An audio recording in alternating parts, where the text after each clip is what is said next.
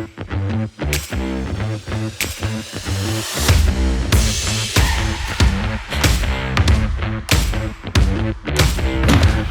Nicholas Knopf from Green Fee 365.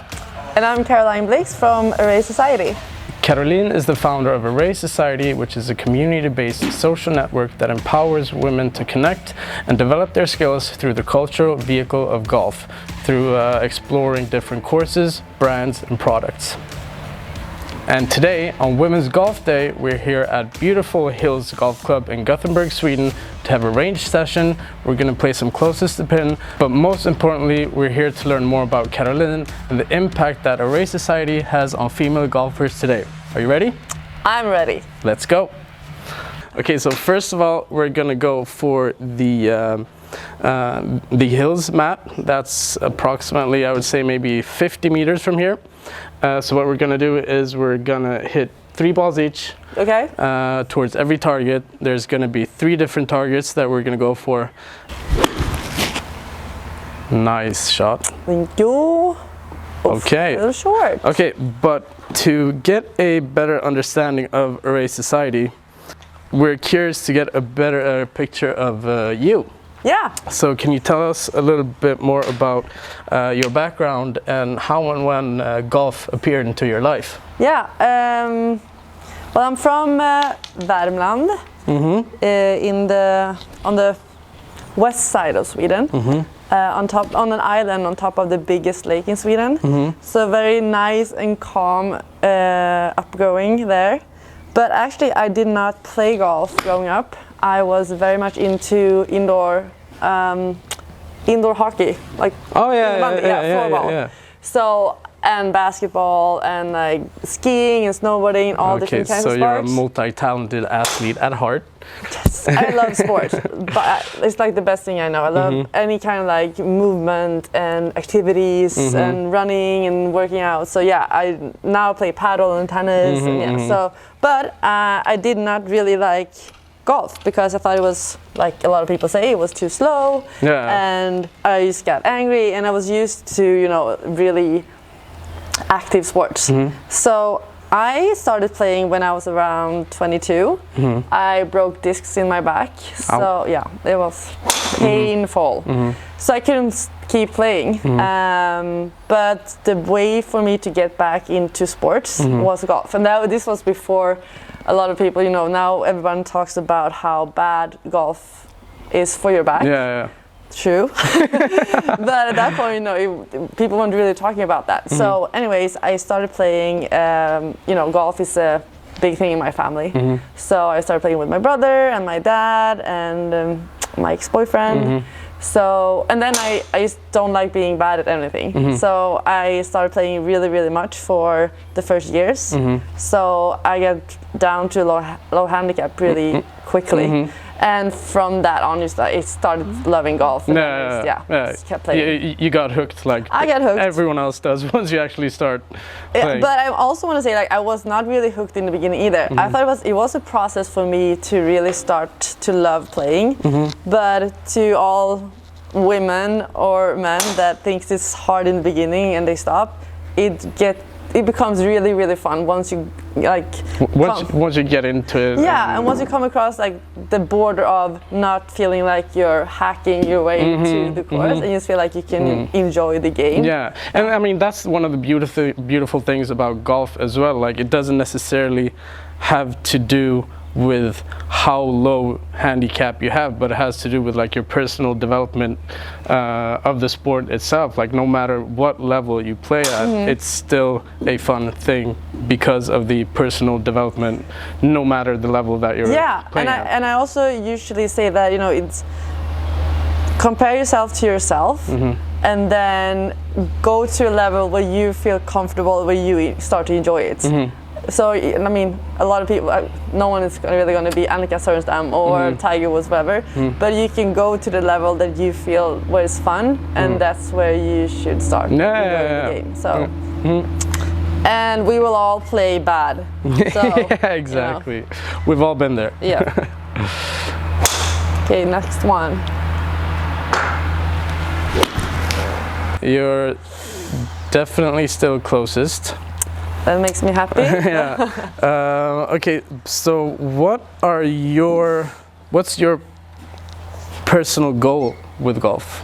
So when I became pretty good fast, I realized that I have a little bit of a talent for this sport. Yeah. And as I am a competitive person, you don't have to be compete in golf to enjoy it. I also want to say, but for me, I realized that if I have goals and if I have something to work for, I also think it's more fun. That was good though. It was all right. What do you say? Good bad shot. Good bad shot.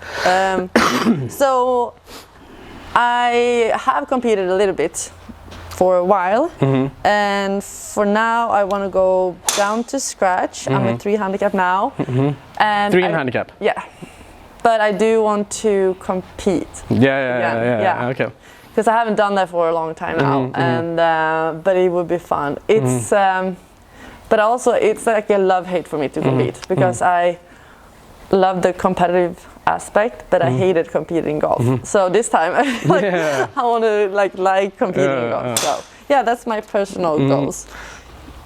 And when it comes to developing and reaching new goals, that's a good shot.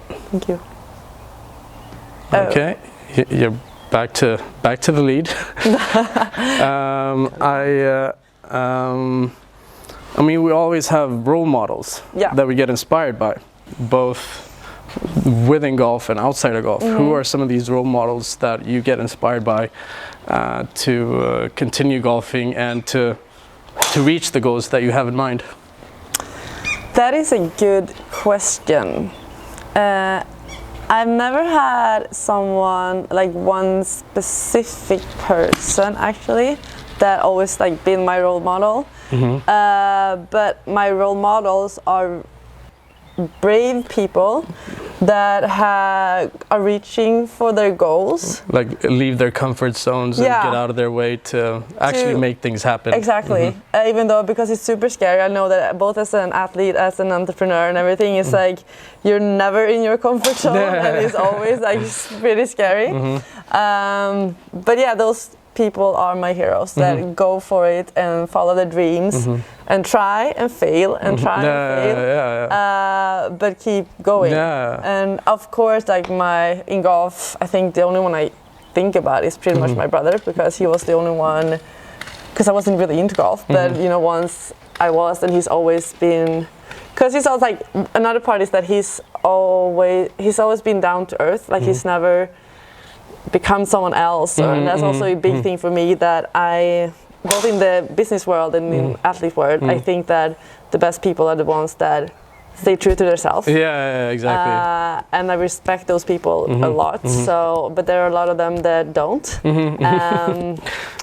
They get over the clouds. So yeah, that's my role models and those kind of people. I don't actually have a specific but you have a group of people that you get inspired by, and so next target is the actual flag. I'd say it's a solid 100 meters, and while hitting these shots we are going to talk a little bit more about the female golf scene, historically where it's been at, where we are today, and where we're heading. All right. Sure. Cool. Historically, women's golf and the development of it, where we are today. What's your picture of it? And well, it's definitely been a bad history in many ways for female golf when it comes to golf. Back in the days, you know, women were not really allowed to play, so the men back in I think it was like England, Scotland, where they say, you know, it comes from, they didn't think this was a women's kind of sport.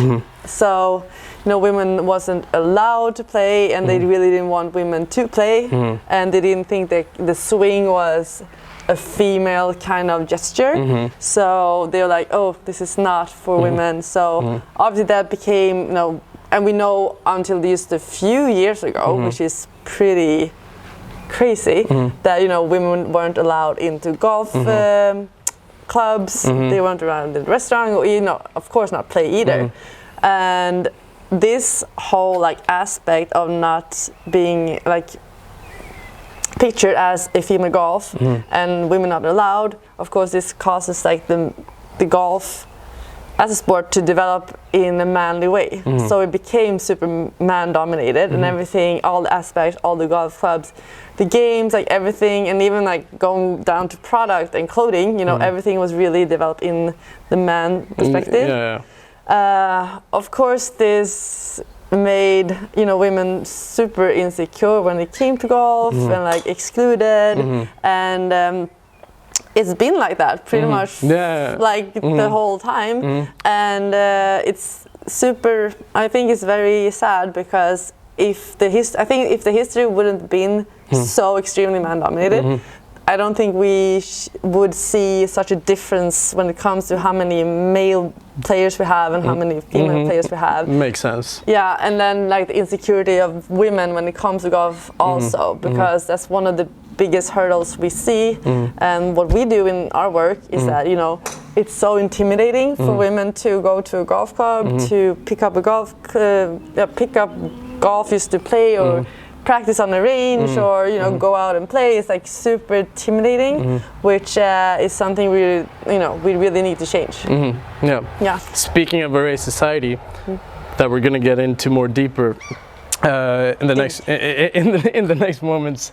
I mean, Aray is a very contributing factor to the to build equality, gender equality within golf, and just within the next couple of days you're going down to the Scandinavian Mixed, which is the world's first and only competition where men and females compete in the same route, in the same circuit, and how exciting is that for you, especially when it comes to Aray and yourself and the vision you have of female golfers and the equality between men and female golfers? I think for us it's super exciting.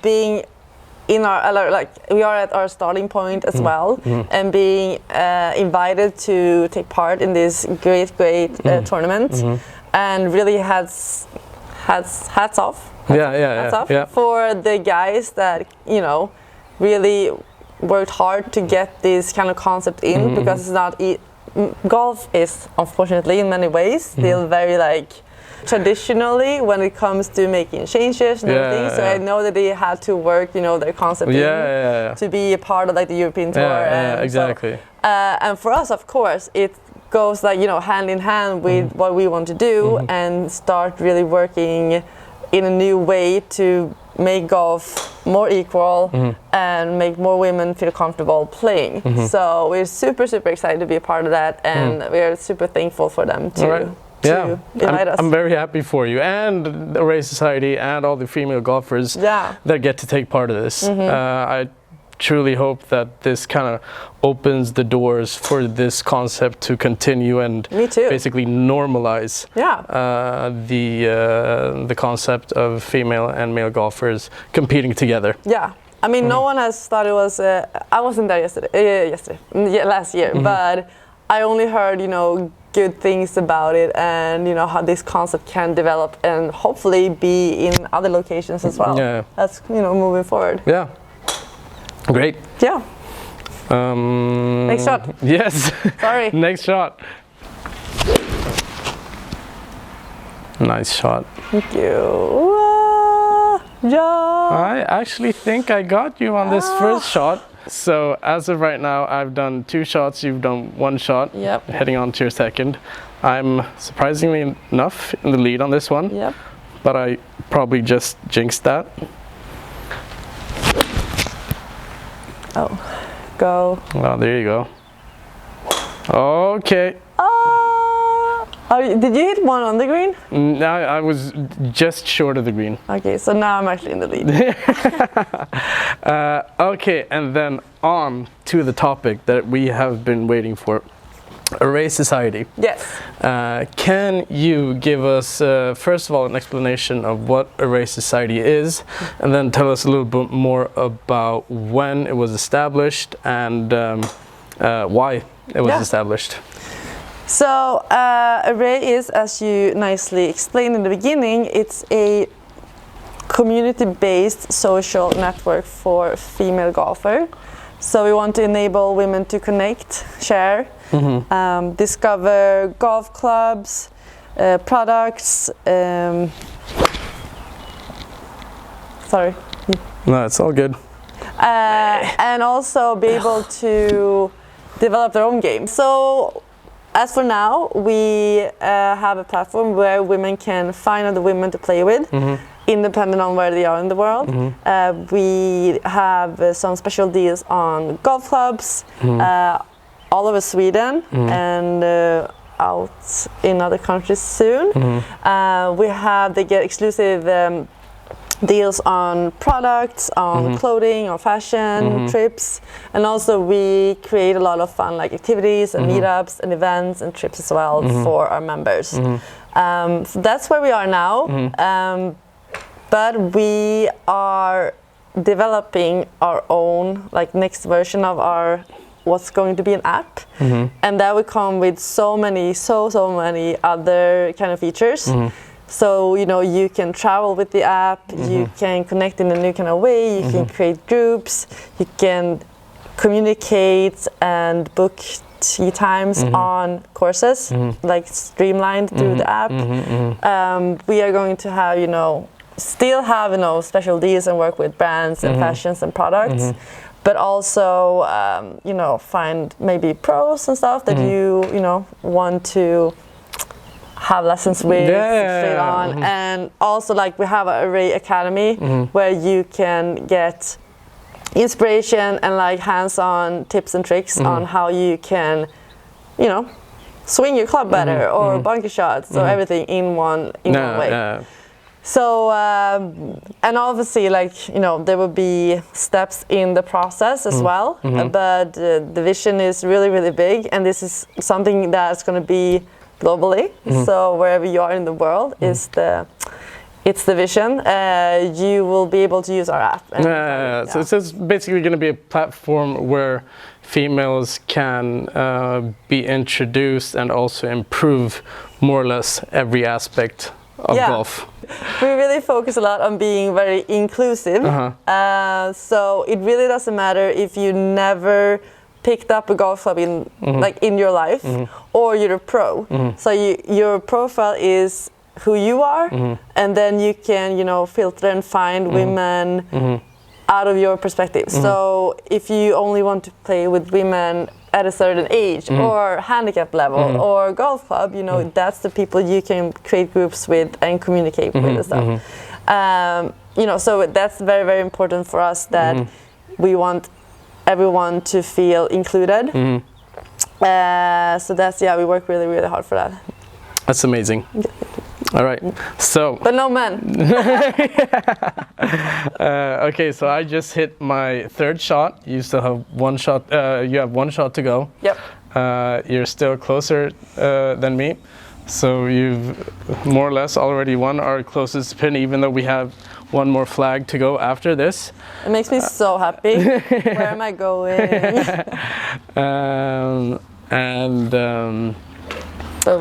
After this shot, we are sorry, I'm not going to talk while you hit.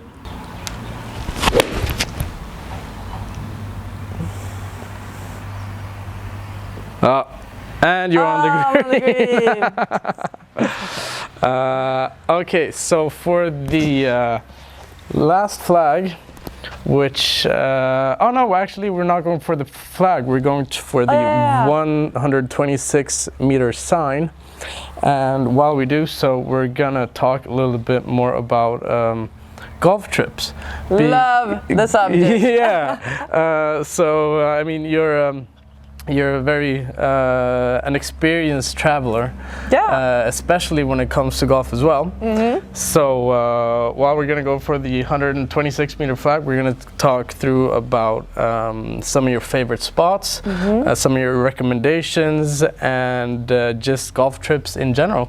When it comes to golf trips, what are some of your personal favorite destinations to travel to, both countries and cities, and specific courses at these destinations? I think it's short. Oh wow, that's not. Okay, did not hit that well. I might have a chance. Yes, that's definitely not a good shot. So. Countries, cities, and courses. Wow, it's a lot. One really fun place I went to a few years ago was actually Jamaica. Oi! Yes. So we went and played, now I'm brain freezing on the name, but if you Google Jamaica, it's not that many top courses, but it was really an experience. Because you played really good conditioned courses. They actually have some competitions there, but then you have it's really one with the culture. Okay. So you walk around and you pick mangoes from the trees, and they're smoking cigars after 9, and I thought it was really, really fun because I love when you also get to be one with the country and the culture, and still have good golf. It's my favorite thing. And then after 9 you could have Rome, which I didn't, but but that was really, really fun. I know we played one that was called White Witch, and you play in the jungle, and then also along the waterfront. It was beautiful. It was really, really surprisingly fun. But then I have one course in Spain which is called Finca Cortesín. Finca Cortesín, which I love. It's a dreamy place because they also you have the view of the mountains and the ocean, but then the whole clubhouse, and it's connected to a spa, and it's just I always say when I go there that I want to die or get married here. Or both. All right, okay, it's that good. It's that good. I love it. So that's two of my favorite places for sure. Okay. And when it comes to courses or destinations that you haven't been to, but you really want to try out, what's on your golf traveling bucket list? There are a few places. I feel like you see more and more when you start just looking through Instagram, you're like, oh my god, this course looks amazing. But as I told you, I'm really also into the cultural, the country experience, and I've always wanted to go to. I've been pretty much to a lot of places in the world. I'm very fortunate to have been traveling a lot, but I've never been to South America. Okay. So I really, really want to go to South America and play golf there as well, because there are some super nice courses, both in Brazil but also in Chile, I think. And I'm briefly seeing on all the names. But I also want to go back to the North Island of New Zealand. Okay. Because I was only in the south and I never played myself. I was only caddying, actually. The only caddy work I've ever done in my life. But they had the Cape Kidnappers, and they also, I love wine, so it's the wine and the country and the golf, and so that's definitely one of my want to do ones for sure. Okay. Yep. Okay, that's amazing. That's a very worldwide aspect. You're trying to cover all the corners of the world, everything from New Zealand to South America. I am an extremely curious person. A bit too curious for my own good sometimes. But I just I mean, that's the way to go. You got to explore new things, and I love exploring new things and cultures and countries and foods and everything. So I want to do everything once. Kidding. Yeah. All right. Let's see. Oh, that is not so good. Good line. It was a good line, but it was a semi-good hit. Yeah. I think I'm giving you an in here.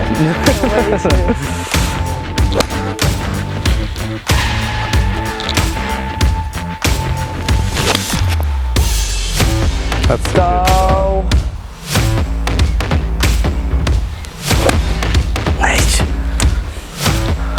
So I definitely lost all the challenges, but it's but it's you're not alone. You should have been. I'm just kidding.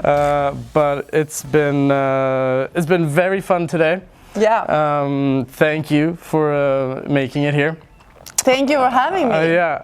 It's gonna be very exciting to follow Aray on your journey to become the world's best and biggest platform for female golfers to connect, develop their skills. Don't forget to check out araysociety.com to become part of a community, to encourage each other, and basically take part of the beautiful world of golf. Yes, exactly. So you click on our website and become a member today, and yeah, we're excited to have you, all of you. All right, and thank you so much for today. Thank you, Niklas.